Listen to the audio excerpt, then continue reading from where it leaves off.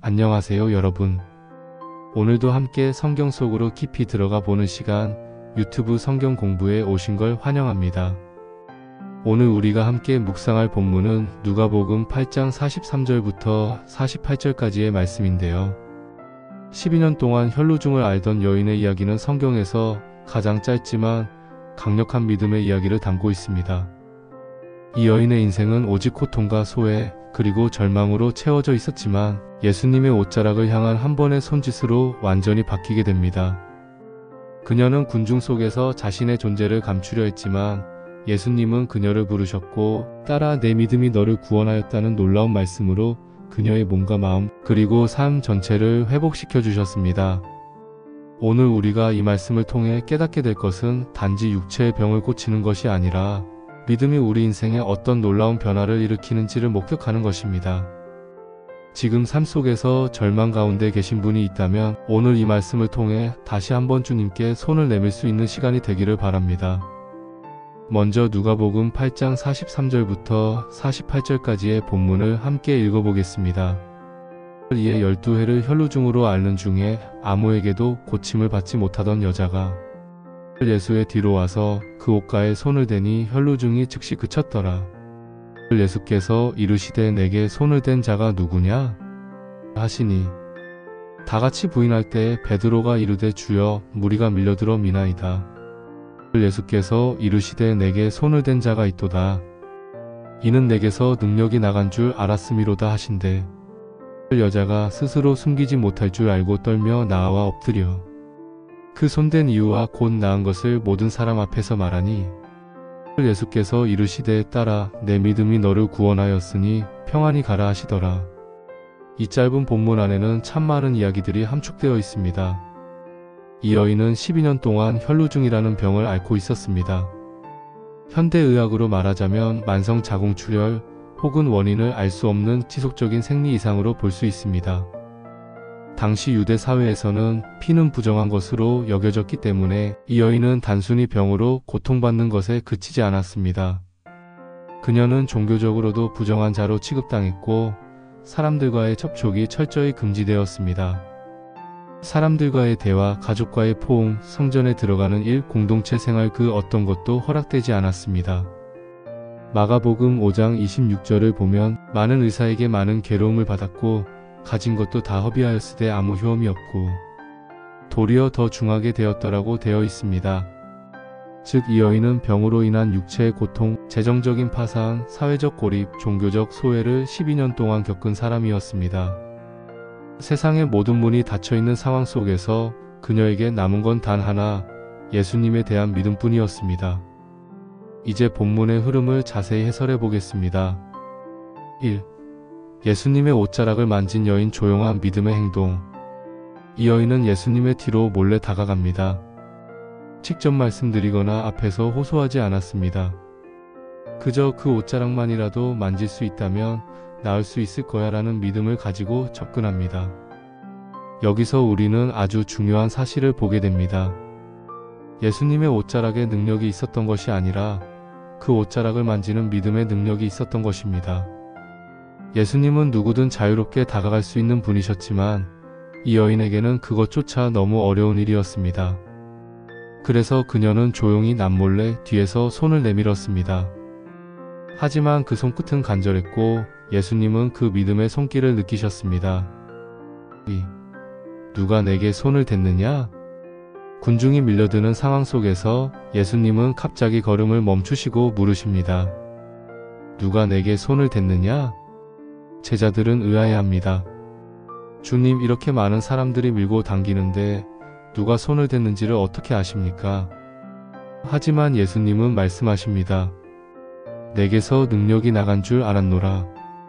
예수님은 육체적인 접촉과 믿음의 접촉을 구별하십니다.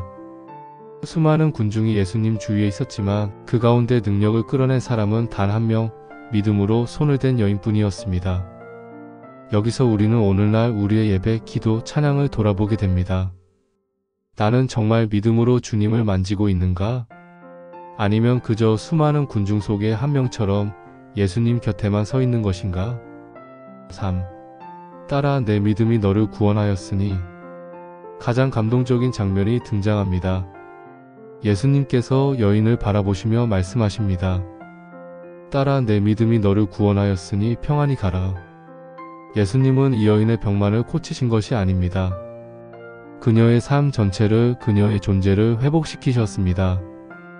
무엇보다 딸아라고 부르신 이 한마디는 아마도 그녀가 평생 들어보지 못했을 사랑의 표현이었을 것입니다. 12년간 고립되어 있었고 부정한 자로 외면당했던 그녀에게 딸아라고 불러주시며 내 믿음이 너를 구원했다고 선포해 주십니다. 그녀의 병은 고쳐졌지만 더 중요한 것은 그녀가 예수님과의 관계 안으로 들어오게 되었다는 점입니다. 이제 그녀는 부정한 자가 아닌 하나님의 가족, 하나님의 자녀로 인정받은 것입니다. 오늘 우리의 믿음은?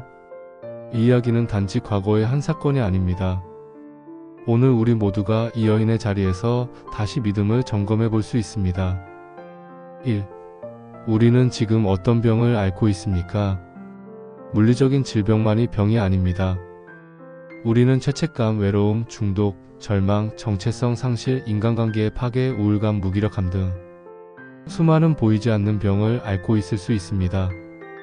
그 모든 병 가운데 예수님은 오늘도 우리에게 말씀하십니다. 내 믿음이 너를 구원하였으니 평안히 가라. 2. 믿음은 위험을 감수하는 결단입니다.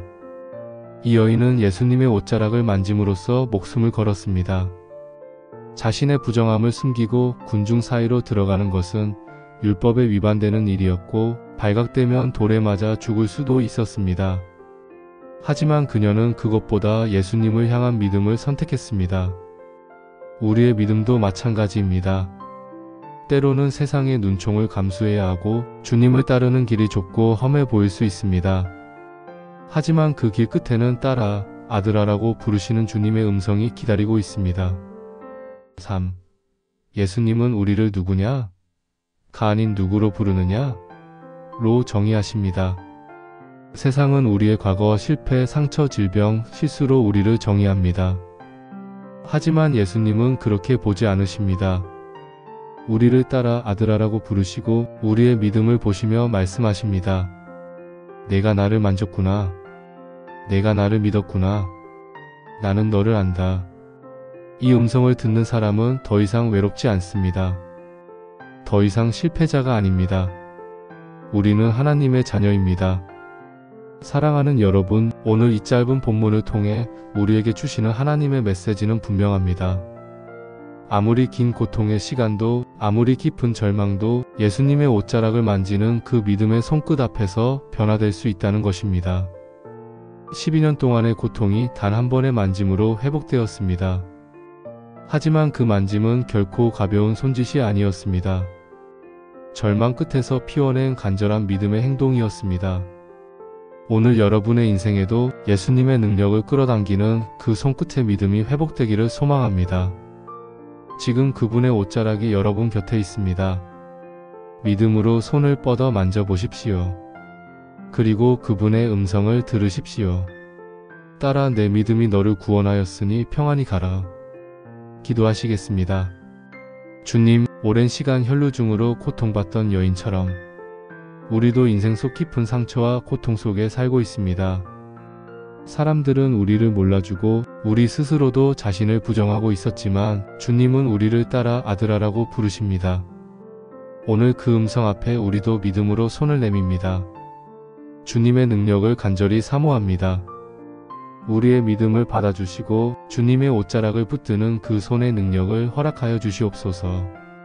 예수님의 이름으로 기도드립니다. 아멘.